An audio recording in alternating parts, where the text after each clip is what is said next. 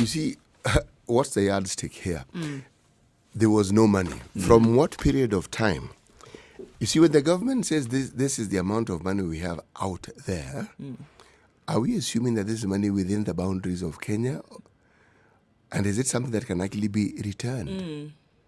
The physical fiduciary issue, because that's what we're referring to, is used within East and Central Africa. Yep. It's not just in Kenya. Yes. Right. Yes. So now, you do not know what other use people. You see, you assume that the only way you can exchange that money is in Kenya, and if you exchange for the new notes.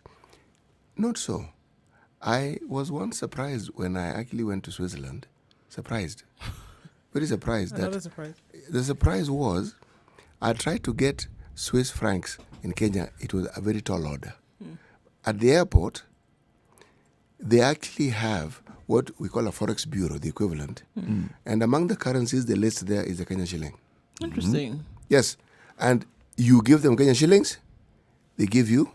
Swiss francs. Yes. Now, I've gone to Switzerland, but I want to bring it to our borders.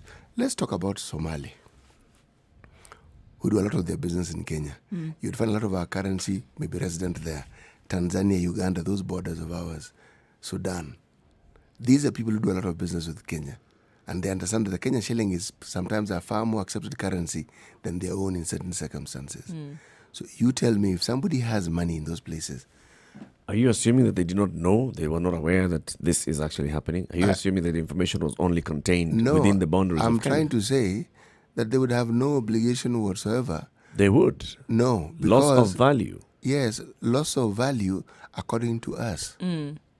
But perhaps what it actually is nothing, is a drop in the ocean compared to what Yes. they actually do have. Yes, yes.